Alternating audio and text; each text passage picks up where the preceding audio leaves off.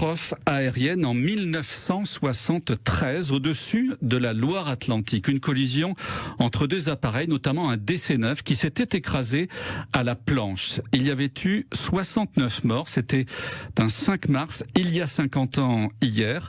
Il y avait une cérémonie et il y avait là Jean-Paul Richard. Il avait 25 ans à l'époque. L'avion s'était crashé tout près de la ferme familiale. C'est la vision de morceaux d'avion, de cockpit qui étaient enflammés, enfin d'ailes plus loin. Et puis, quelques dizaines de secondes plus tard, voir un corps qui tombe. Alors là, ça c'est... Quand on dit que les cheveux se dressent sur la tête, j'ai eu une crispation de l'échine, la seule fois que j'ai eu ça. Parce que quand vous reconnaissez qu'un corps vous tombe devant vous et puis qu'il va s'écrouler au sol, vous lui criez d'ouvrir son parachute. Mais bon, ça c'est trop tard. Je vois des corps que je n'avais pas vu tomber. Et là, je me rends compte qu'effectivement, c'est quelque chose de lourd, quoi. Quand l'organisation s'est mise en place par les pompiers, par la gendarmerie, il n'y avait pas d'équipement particulier pour aller chercher les corps dans les champs. Donc ils ont réquisitionné les tracteurs de la ferme agricole où j'étais.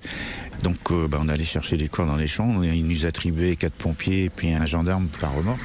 Voilà, Jean-Paul Richard, son témoignage recueilli par Anne Bertrand sur France Bleu Loire-Océan. La catastrophe aérienne du 5 mars 1973 à retrouver sur francebleu.fr et l'appli ici.